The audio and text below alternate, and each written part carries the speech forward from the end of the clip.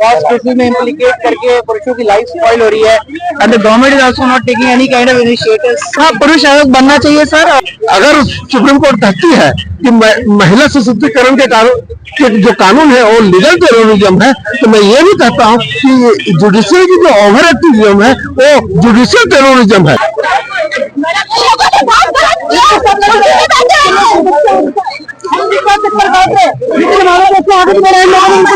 लड़की की कहीं ना कहीं अकाउंट नहीं जो कि उसने खुद में लिखा है लेटर में, वो नहीं कर रहा, वो लेटर के अंदर लिखा हुआ है। क्यों इतने लड़के सुसाइड कर रहे हैं? लड़कियां प्रताड़ित होती है, ठीक है, हम समझते हैं, लेकिन लड़के प्रताड़ित होते हैं वो किसको बताते हैं? वो तो सुसाइड कर लेते हैं।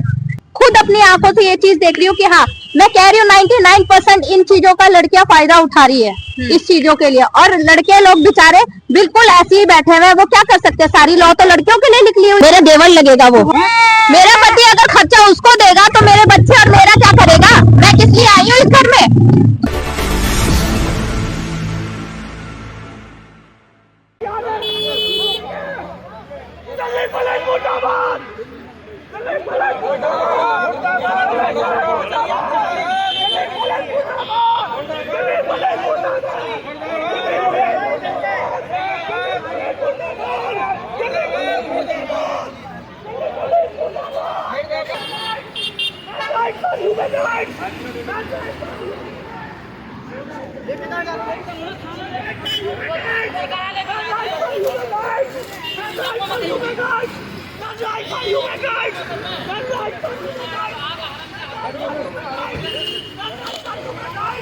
मैं खुद भुक्तभोगी हूँ, मेरा साला खुद चला गया, पत्नी ने हत्या कर दी और पुलिस इस मामले में कोई छानबीन ही नहीं कर रही है।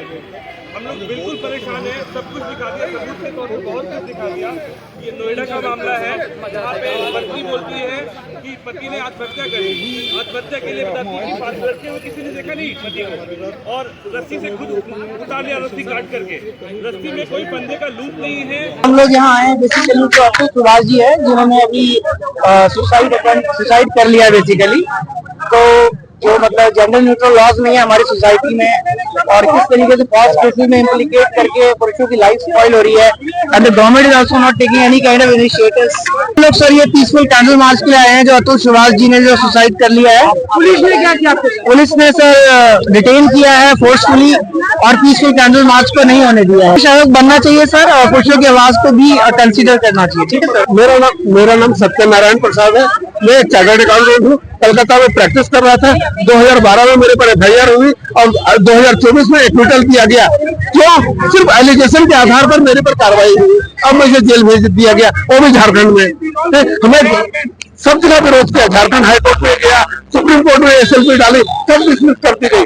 फिर कस्टोडियल ट्रायल हुआ और उसके बाद एक्विटल दे दिया गया। आज 56 वर्ष की उम्र में मैं एक नोवाइस भी नहीं हूँ, मेरा एक्सपीरियंस ही खत्म हो गया है चार्टर्ड अकाउंटेंसी का। मैं जॉब के लिए अनएम्प्लॉयमेबल हो गया हूँ, मेरी लाइफ खत्म गई। एक पति के रूप में मर गया, एक बाप के रूप में मर गया, एक दामाद के रूप में मर गया, एक जीजा के रूप में मर गया, और मेरी दुनिया उजड़ गई है। हाँ, 2 बेटे हैं। बड़ा बेटा तो IIT क्लियर कर चुका है, लेकिन माँ के इंटॉक्सिकेशन के कारण मेरे संपर्क नहीं करता है। छोटा बेटा बीमार रहता है, उसको क्या कहते हैं लिवर सिरोसिस हो रखा है, तो वो भी संपर्क नहीं करता है, फिर भी नहीं करता है। अगर सुप्रीम कोर्ट कहती है कि महिला सशक्तिकरण के जो कानून है वो लीगल टेररिज्म है, तो मैं ये भी कहता हूँ कि जुडिशियल की जो ओवर एक्टिविज्म है वो जुडिशियल टेररिज्म है, और टेररिज्म किसी रूप में स्वीकार नहीं है। मोदी जी कह चुके हैं, इसलिए हम भी इसका विरोध करें। ये भी टेररिज्म कर रहे हैं। बच्ची उस समय पर भी और अभी भी है, और लगातार यहाँ पर जिस तरीके से हमने देखा किया जा रहा है, यहाँ पर जबरदस्ती की जा रही है, घसीटा जा रहा है, वो हम सबने तस्वीरें देखी। तो अब हमारे साथ है यहाँ पर, सबसे पहले तो मैं नाम जानना चाहूंगी, आपका नाम क्या है? रोहित कुमार नाम है। कहाँ से आए हैं यहाँ पे? मैं उत्तम नगर से आया हूँ और सागरपुर के अंदर मेरा FIR है 6/22। ये केस पिछले 4 साल से पेंडिंग है सागरपुर के अंदर। पुलिस वालों को कह रहे हैं हम इन्वेस्टिगेट कर रहे हैं, आज तक कोई तरीके से इन्वेस्टिगेट नहीं हुआ। रफली काम करा, बिल्कुल रफली। मेरे भाई के एक्सपायर होने के 17 दिन बाद FIR दर्ज हुई है, जिसका फायदा दूसरे लोगों ने उठाया। उन्होंने अपने FIR के अंदर बेल के अंदर लिख दिया कि ये नकली FIR फॉल्स FIR हुई है, 17 दिन बाद किसको याद आता है, जबकि ये पुलिस वाले की गलती थी, उन्होंने हमारी FIR दर्ज क्यों नहीं करी। मैंने एप्लीकेशन लिखी, मैंने काफी 2-3 पुलिस स्टेशन के अंदर, मुझे ये भी नहीं पता था कौन सा पुलिस स्टेशन के अंदर आता है, मैंने उन पुलिस स्टेशन की वो भी ले रखी है, जो रिसीविंग होती है वो भी मेरे पास है। लेकिन जब मैं मेन पुलिस स्टेशन गया सागरपुर, उन्होंने क्या करा कि सर ऐसा है, मेरे को आप एप्लीकेशन दे दीजिए, मैं देख लेता हूँ क्या है। मैंने कहा ऐसे तो फॉर्मेलिटी वाला काम हो रहा है, तो कुछ भी नहीं हो रहा। उसके बाद मैं किसी की जान पहचान से ACP के ऑफिस गया, ACP जी ने रिक्वेस्ट करी, ACP शायद उस टाइम अरुण शर्मा थे, उन्होंने रिक्वेस्ट करी, उस टाइम सूबे नाम के SHO थे, उन्होंने कहा सर 306 की धारा से FIR दर्ज करो। उस समय मेरी FIR दर्ज हुई उस समय। अब FIR तो दर्ज हो गई, लेकिन काम कौन करेगा, काम इन्होंने करना नहीं है, कुछ भी काम नहीं करा। अब मैं कहूँ सर इन्वेस्टिगेट करो कुछ, इन्वेस्टिगेट करो कुछ, ये यहाँ से लेके आओ, वहां से लेके आओ, कुछ भी नहीं करा। रोज जाते हैं, रोज हम मेरी वाइफ, ये लड़की अभी 2 साल की हो चुकी है, 2 साल की हो चुकी है, में थी तब से हम थानों की ये वाइफ मेरी प्रेग्नेंट थी, मैं प्रेग्नेंट वाइफ के साथ खाने के चक्कर काट रहा हूँ। प्रेग्नेंट थी उस टाइम मेरे पास, 3 महीने की 6 महीने की, बच्चा भी हो गया, आज ये वही बच्चा जो बड़ा हो गया, लेकिन इन्होंने कुछ भी तरीके से काम नहीं करा। 2024 आ चुका है, आज भी ये मेरे को कह रहे हैं कि राइटिंग ला के दे दो। एक्चुअली मेरे भाई ने उसके ऊपर शायद साइन वाइन नहीं करे, मेरे को तो आज तक इन्होंने लेटर दिखाया नहीं है, सिर्फ उसकी जेरॉक्स दिखाई है। लेटर पे बाकायदा साफ लिखा हुआ है, मैं सागर, मेरी पत्नी मीनाक्षी है, मैं उसकी वजह से अपनी जान दे रहा हूँ, कमरे के अंदर लटका मिला और मुझे इन्होंने बहुत परेशान करा हुआ है, मेरे घर वाले को मुझे मारने की धमकी देते, ये सब लेटर में लिखा हुआ बकायदा। इस लड़की की कहीं ना कहीं अकाउंट नहीं थे, जो कि उसने खुद में लिखा है लेटर में, वो नहीं कह रहा, ये लेटर के अंदर लिखा हुआ है, जो उसने सुसाइड नोट छोड़ा है। सुसाइड नोट छोड़ने के बाद भी ये मुझसे कहते हैं कि वो लेटर तो किसी और ने डाल दिया। भैया आपने कमरा खोला है, कमरा आपने छोड़ा है, फायर ब्रिगेड को बुला के, कागज जो लटका हुआ था उसकी जेब से उन्होंने लेटर निकाला, तो कौन रखेगा कमरे के अंदर से बंद, कौन अंदर से बंद कमरे से कैसे आ जाएगा, वो अंदर से कैसे बंद होकर आ जाएगा। अच्छा FIR दर्ज हो गया, हम कह रहे हैं चलो भैया अब इन्वेस्टिगेट करो, उनको बुलाओ, उनसे पूछताछ करो, दिखावे की पूछताछ करी, दिखावे की, और वो चले गए। और मुझे अचानक से पता लग रहा है उन लोगों ने बेल ली, बेल पे उन्होंने लिखा कि हमने इनको दहेज नहीं दिया इसलिए हमसे चिढ़ते थे। जब लड़की ने भाग की शादी करी थी, भाग का गलत वर्ड हो सकता है, कोर्ट मैरिज करी थी, कोर्ट मैरिज में कहाँ दहेज की बात आती है, कोर्ट मैरिज तो कोई दहेज नहीं होता, वो तो एक सर्टिफिकेट पे साइन होता है, वो तो वहां पे साइन करके ये लोग अपने अपने घर चले गए। हमने अपने भाई से बोला चलो कोई बात नहीं, तुमने जो कर लिया कोई बात नहीं। इनकी मदर ने कहा हम सोशल मैरिज कराएंगे, करा दो, सोशल मैरिज करवा दी, उसमें इन्होंने हमारी फोटो वोटो ले ली और उसका एक प्रूफ बना लिया इन्होंने, तो देखो हमने शादी कराई है, लड़की दुल्हन में है, जबकि पहले से शादी हो रखी थी। 6 महीने लड़की शादी करके आई है, 6 महीने रही है, 6 महीने भी मुश्किल से 3 महीने रही, ज्यादातर तो अपने घर पे रहती थी। 3 महीने के अंदर मेरे भाई को इतना प्रताड़ित करा, इतना प्रताड़ित करा, आज ये सामान ला दो, आज वो सामान ला दो, मैं किसी को अपने कमरे में नहीं घुसने दूंगी, ये मेरा घर है, मेरा सब कुछ है, जबकि हमारे पास कोई पैतृक संपत्ति नहीं है, कोई पैतृक संपत्ति नहीं है। हम लोग तो किराए पे रहते हैं, अभी आज भी हम किराए पे रह रहे हैं, हम इतने मजबूर हो गए, हमारा मकान भी बिक चुका है, मकान भी बिक गया, और जो मकान हमने अपने खुद की मेहनत से खरीदा था, जो हमारे सर्टिफिकेट प्रॉपर्टी, उसको ये अपना बनाने की कोशिश कर रही थी, वो उसको कह दी कि हमारा घर है, मेरा घर है, कोई नहीं घुसने दूंगी मैं। अब जब मेरे भाई ने कहा कि भैया मैं तो तेरे साथ नहीं रह सकता, मेरे भाई की शादी है, 12 दिसंबर की मेरी शादी थी, आज ही के दिन, आज मेरी एनिवर्सरी भी है, आज ही के दिन मेरी शादी थी, मैं कहता मेरी भाई की शादी खराब कर देगी, मेरी शादी खराब करना चाहती थी, मेरे भाई ने उसे रेंट पे लेके चला गया, रेंट वाले रूम पे रहा, वहां पे उसने इतनी मार धाड़ करी, इतना मतलब उसे प्रताड़ित करा, मदर को बुला रही है, बहनों को बुला रही है, अपने बड़े जो उनके बहन के जो हस्बैंड है उनको बुला रही है, उनसे गाली गलौज करवा रही है, मेरे भाई को कमरे के अंदर बैठ गई, और लड़की को लेकर चली गई अपने घर, लड़की को लेके गई, मेरे भाई को शादी में नहीं आने दे रही, मेरा भाई छुप छुपा के अपने सगे भाई की शादी में छुप छुपा के आया है। जब शादी से वो अपने घर गया, तो हमने उससे कहा देख लड़की अगर होगी वहां पे तो तुम आ जाना, रुक जाना, नहीं होगी तो तुम घर आ जाना, वो नहीं आया, वहां पर उसने नोट लिखा अगले दिन और उसने खुद को हैंग कर लिया। मेरी नई नई शादी हुई थी, मैं हरिद्वार चला गया था, मैंने हमको ममता देवी माता का मत्था टेकने के लिए, मुझे वहीं पे खबर आती मेरे भाई ने फांसी लगा दी। अब पुलिस वालों का ये कहना है कि भैया लेटर किसने रखा था, जब कमरा अंदर से बंद है, 4 दीवारी जिसमें एक कमरा, एक चद्दर, लोहे की चद्दर का गेट है जो कि अंदर से बंद है, उसकी जेब से लेटर निकल रहा है, पुलिस वाले कहते पता नहीं किसने रखा है, हम इस पर साइन भी नहीं हो रखे, राइटिंग मैच करानी, राइटिंग के लिए कुछ है नहीं हमारे पास। मैंने कहा सर राइटिंग के लिए तो मेरे पास भी नहीं है, क्योंकि रेंट पे रहता था। सारे लिखे हुए सबूत लड़की ने डिस्ट्रॉय कर दिए, सारे लिखे हुए जो उसके दस्तावेज थे सब डिस्ट्रॉय कर दिए। हमसे ही पूछताछ की जा रही है, लड़की से कोई पूछताछ नहीं हो रही है जी। आज तक लड़की को अरेस्ट नहीं किया गया। मैंने एक एडवोकेट की मदद से 56 जो होता है 56 लगवाया, वहां पे जाके मैंने उनको बोला कि मैडम आज तक इन्वेस्टिगेट नहीं हुआ, तो मैंने कहा था मैं फ्रेश नोटिस देती हूँ, फ्रेश नोटिस। वो फ्रेश नोटिस मैडम आज तक इशू नहीं हुआ। जी। तो आपने देखा यहाँ पर कि एक नहीं ऐसे तमाम केस है जिस तरीके से यहाँ पर कहा जा रहा है कि मर्दों को प्रताड़ित करने की पूरी कोशिश बंद कर लिया मैंने जान तक गवा दी है। तो यहाँ पर अब ये सवाल है मेरे कि आप लोग यहाँ पर आए, यहाँ पर क्या वजह था और यहाँ पर डिटेन किया जा रहा था, उसके बाद अब आपको क्या कैसे न्याय मांगे? मैडम सबसे पहले आपने तो यही देखा कि पुलिस वालों का रवैया कैसा था। बच्चा मेरी गोद में है और फिर भी पुलिस वाले मुझे डिटेन करने की कोशिश कर रहे हैं, डिटेन करने की कोशिश कर रहे हैं। हमारी ये मांग थी कि आपने हमेशा ये जो कानून बनाया निर्भया के केस के बाद से अचानक लड़के इतने सुसाइड क्यों कर रहे हैं, क्यों इतने लड़के सुसाइड कर रहे हैं? लड़कियां प्रताड़ित होती है ठीक है, हम समझते हैं, लेकिन लड़के प्रताड़ित होते हैं वो किसको बताते हैं? वो तो सुसाइड कर लेते हैं। इतने केस क्यों आ रहे हैं? क्योंकि लड़कियां मिसयूज कर रही है, लोग का मिसयूज कर रही है। 498 लगा रहे हैं, 125 लगा रहे हैं, डोमेस्टिक वायलेंस लगा रहे हैं, और अन्य पता नहीं कितनी सारी धाराएं हैं वो सब लगाने लग रहे हैं। अब इस चीज को लेकर क्या लड़कों के साथ ये भेदभाव नहीं हो रहा? बिल्कुल भेदभाव हो रहा है। आप मानते नहीं मानते, बिल्कुल भेदभाव हो रहा है।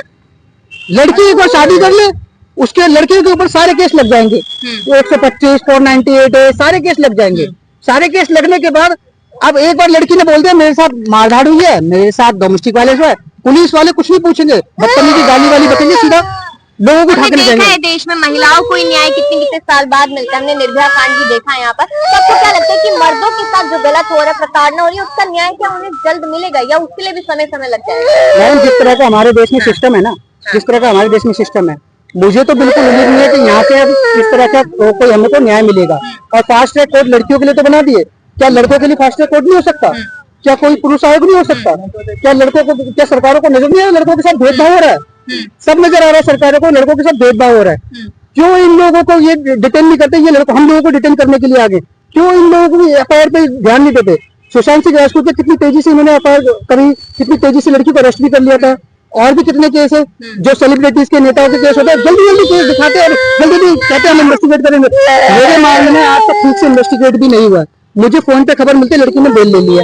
क्यों बेल ले लिए? मुझे तो विरोध करने का भी मौका नहीं मिला। मैं तो अपने भाई का अंतिम संस्कार में बिजी हूँ, मुझे वहाँ पता लगा लड़की ने बेल ले लिया। इस तरीके से थोड़ी होता है। इसमें गलती किसकी नजर आ रही है? जुडिशरी की गलती नजर आ रही है या फिर सरकार का कुछ इसमें हाथ है? किसकी गलती है? मैडम मेरा मानना है पूरा सिस्टम ही करप्ट हो रखा है। सरकार ने निर्भया के बाद से जिस तरह के कानून आया, कोई सोच विचार नहीं करा, बिल्कुल भी सोच विचार नहीं करा। अच्छा, दूसरी बात, सिस्टम में आपने दिल्ली पुलिस का रवैया देख लो। आज दिल्ली पुलिस को सबको लगता है कि भैया इसका केस हुआ है, इससे इतने पैसे मिल जाए, उसका केस हुआ इससे इतने पैसे मिल जाए, कोई नहीं मामला रफा दफा कर देंगे। जब 498 का केस मुझ पर लगाया था डोमेस्टिक वायलेंस का, जब मैं करगल डूमा वो सीमापुरी पुलिस स्टेशन गया था, तो वहाँ के एक आए थे, उन्होंने मुझसे बोला कि आप मेरी मदद करो, मैं तुम्हारी मदद करता हूँ। मैंने कहा आप साफ साफ बताओ ना कैसी मदद? कह रहे आप समझ जाओ ना मैं किस तरह की मदद की बात कर रहा हूँ। वो सीधा सीधा पैसों की बात कर रहे थे, मैं सीधा कैमरा क्या बोल रहा हूँ, सीधा सीधा पैसों की बात कर रहे थे। आप यकीन नहीं करोगे, जो लड़की ने कंप्लेंट डाली थी उसने लिख दिया मैंने 10 लाख रुपए शादी में लगाए हैं, मैंने इतने लाख रुपए शादी में लगाए हैं, जबकि शादी तो कोर्ट मैरिज से हुई है। और उन दिनों कोरोना वायरस वो ओमिक्रॉन वगैरह चल रहा था, तो इन्होंने घर के गैराज में जो होता है, नीचे जो गैराज होता है जिसमें मुश्किल से 2 गाड़ी खड़ी होती है, वहां पे इन्होंने फेरे करा दिए और 10 लाख रुपए बोल दिए, हमने 10 लाख रुपए लगाया। आज तक लड़की मेरे भाई के एक्सपायर होने के बाद आज तक लड़की हमारे घर नहीं आई। उसमें ये लिख दिया इन्होंने, कि ये लोग मेरे भाई बच्चे को मारना चाहते हैं। मेरे भाई के एक्सपायर होने के 6 महीने बाद उस लड़की के लड़का हो गया। अब लड़के की ढाल बना के, बच्चे की ढाल बना के हमसे पैसा हटना चाह रही है। ये कहाँ का लो है? महिलाओं से बात कर लेते हैं। ऐसा माना जाता है कि महिलाओं को तो न्याय मिल जाता है, तो सड़कों पे लोग निकल आते हैं, लेकिन मर्दों के लिए नहीं। बिल्कुल, मैं तो चाहूंगी कि ऐसा चीजें मर्दों के लिए भी होनी चाहिए। जो चीज महिलाओं के साथ हो रही है ऐसी मर्दों के लिए भी होनी चाहिए। इन चीजों के लिए जेंट्स के लिए भी सोचा जाना चाहिए इन चीज के बारे में। जो लड़कियां इन चीजों का ज्यादा फायदा उठा रही है, ये चीज बहुत गलत कर रही है। इस चीज के लिए। तो इसके लिए तो कोई प्रक्रिया ही नहीं है कि पता लगाया जाए कौन गलत कौन सही, बस लड़की ने कह दिया तो मतलब हाँ ये डन है, लेकिन सारी लड़का चीजें कहेगा यही हाँ। तो उनकी गलत चीज है कि जो चीज लड़कियों ने कह दिया वो बस सच चीज सच है और जो लड़के कह रहे हैं वो चीज झूठ है।